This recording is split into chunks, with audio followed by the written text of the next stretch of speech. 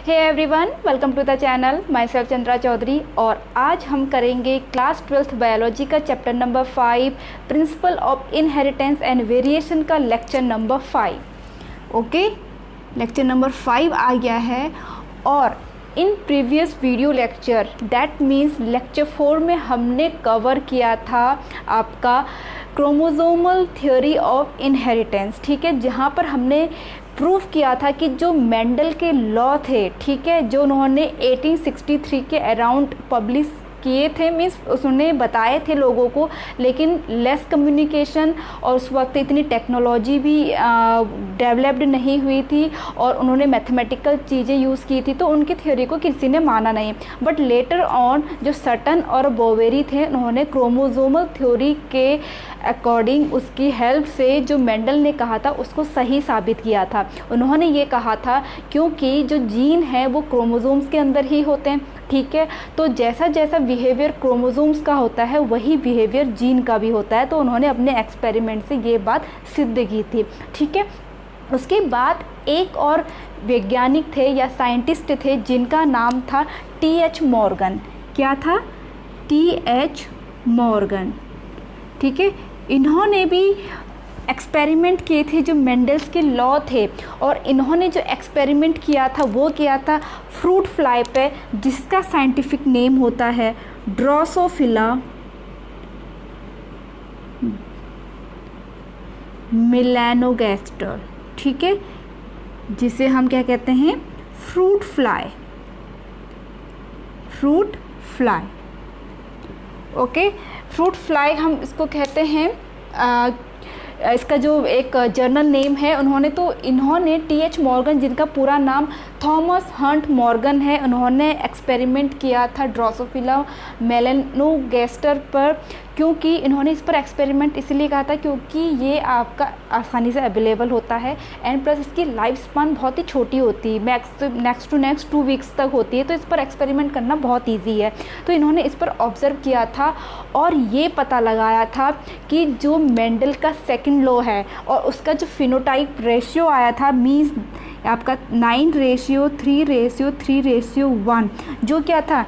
Independent असॉर्बमेंट का जो law था। तो उन्होंने जब इस पे एक्सपेरिमेंट किया था तो उनका ये रेशियो नहीं आया था। उन्होंने भी इस ड्रोसोफिला मेलानोगास्टर के 2 कैरेक्टर को लेकर के क्रॉस कराया था, लेकिन उनका ये रिज़ल्ट नहीं आया था। तो वहाँ पर 2 नए वर्ड यहाँ पर कॉइंड हुए थे, जिसका नेम है लिंकेज एंड रिकॉम्बिनेशन। 2 नए कॉन्सेप्ट आए थे जो इस रूल को फॉलो नहीं करते हैं। एक्सेप्शन है किसका?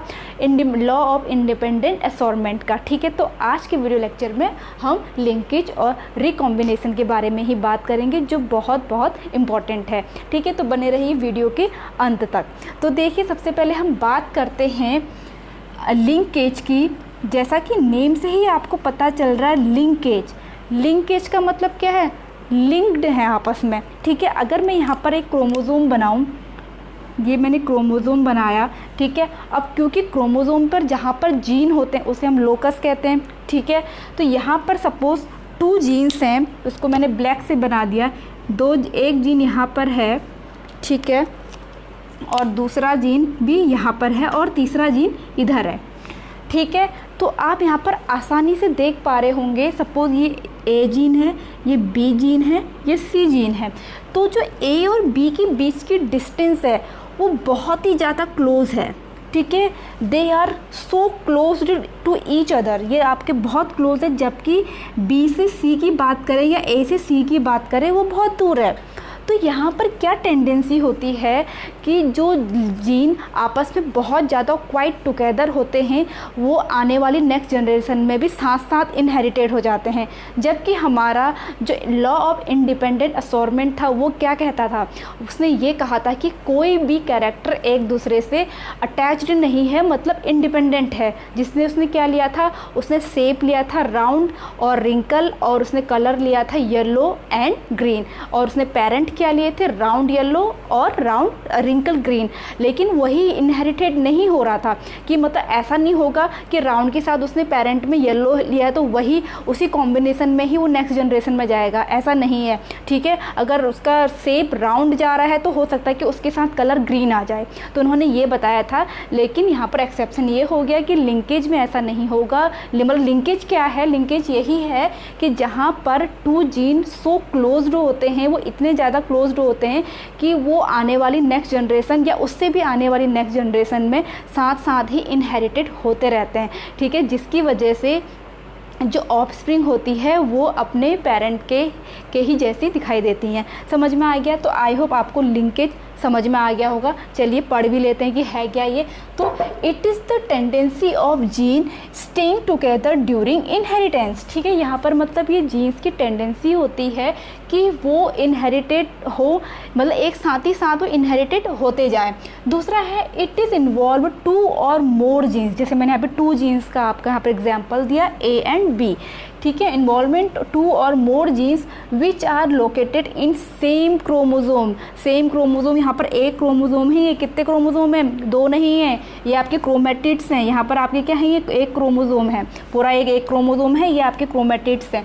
तो सेम क्रोमोजोम में जब 2 या 2 से ज़्यादा जीन सो क्लोजली होते हैं, वो आने वाली नेक्स्ट जनरेशन में साथ साथ जब इनहेरिटेड होते हैं, तो उसे ही हम क्या कहते हैं, लिंकेज। लिंकेज मतलब लिंक्ड है आपस में।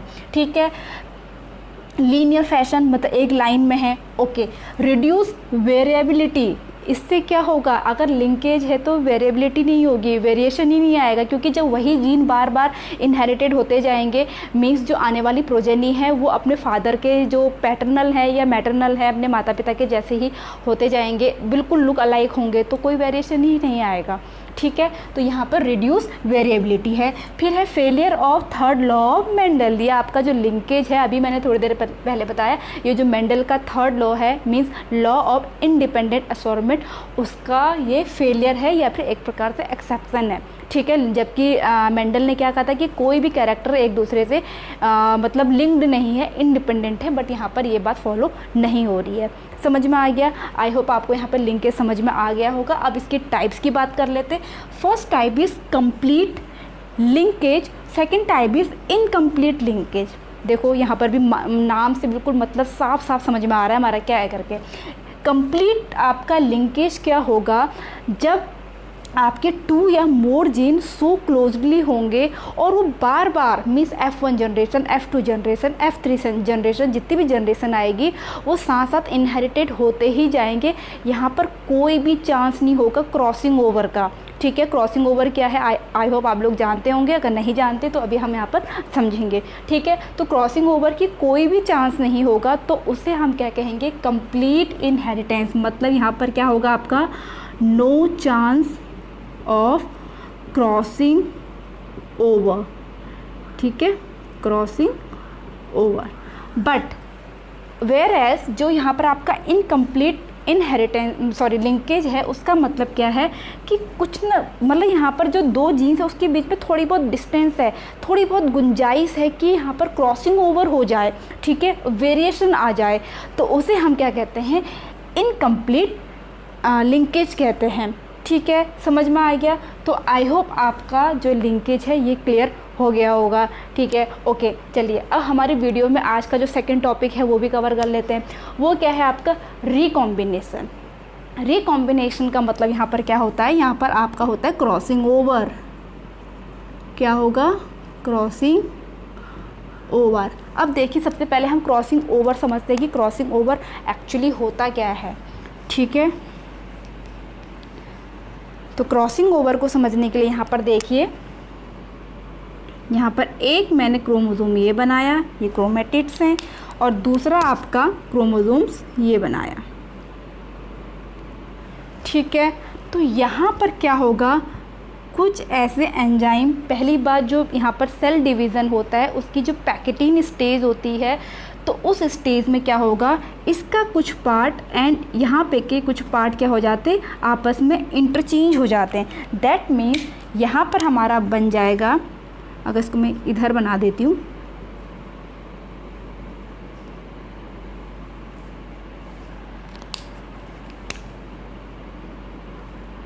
ठीक है।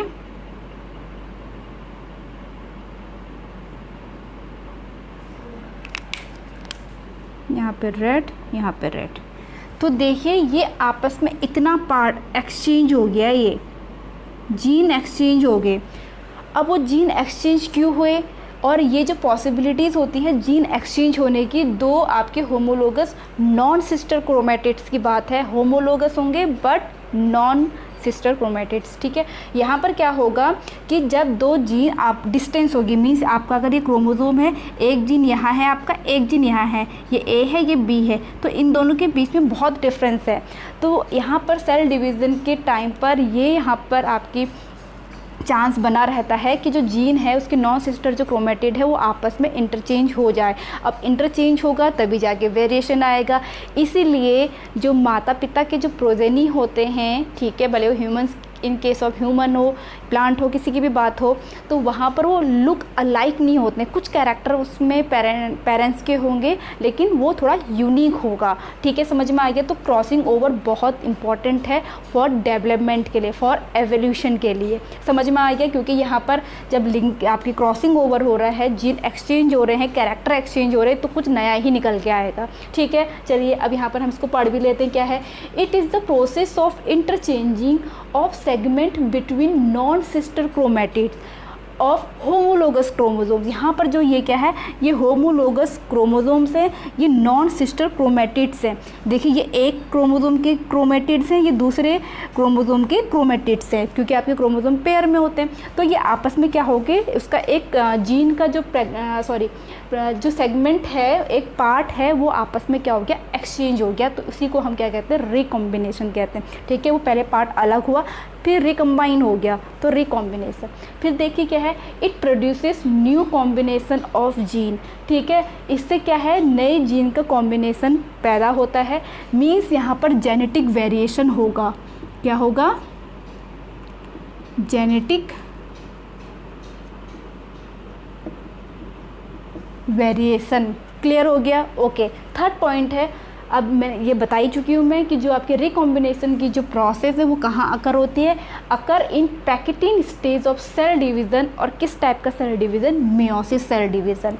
क्लियर हो गया? ओके। चलिए अब हमारा नेक्स्ट पॉइंट है बहुत इंपॉर्टेंट, रिकॉम्बिनेशन फ्रीक्वेंसी, ठीक है। ये कैसे हम फाइंड करेंगे?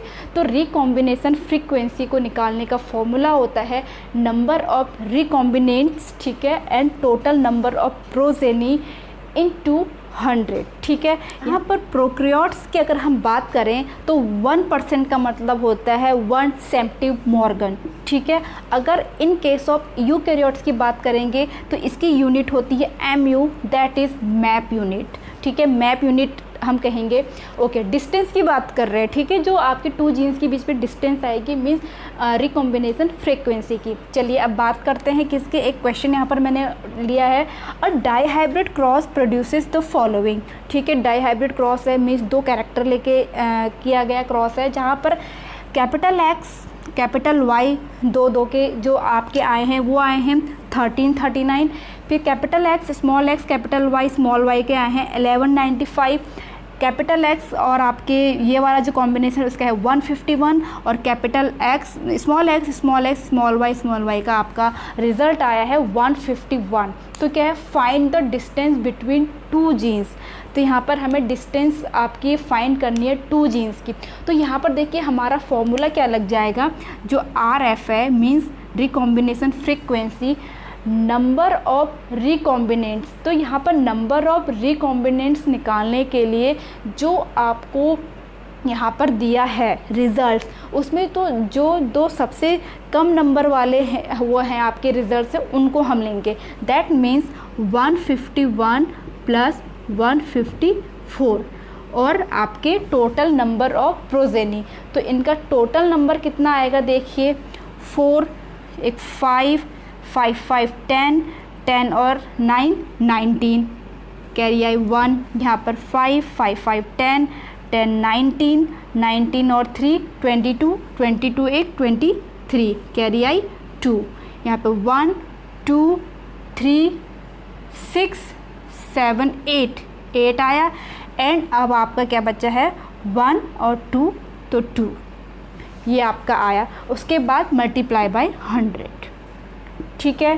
देन आपका 4 1 5 5 5 10 1 2 3 2 8 3 9 मल्टीप्लाई बाय 100 मीन्स आपका जो इसे आपकी सॉल्व करके जो आंसर आएगा आप इसको कर सकते हैं, वही आपका परसेंटेज आ जाएगा, यानी कि आपकी मैप यूनिट आ जाएगी कि इन दो जो आपकी डिस्टेंस है 2 जीन के बीच में वो क्या होगी, ठीक है। समझ में आ गया। तो इस तरह से हम इसको सॉल्व करेंगे। बस यहाँ पर ध्यान रखना कि नंबर ऑफ रिकॉम्बिनेंट्स आप कैसे निकालोगे, जो आपके लोएस्ट नंबर होंगे, ठीक है। उसके बाद चलिए बात करते हैं टाइप्स ऑफ आपके रिकॉम्बिनेशन की टाइप्स क्या होते हैं। तो there are 2 types. First one is homologous recombination, second one is non homologous recombination.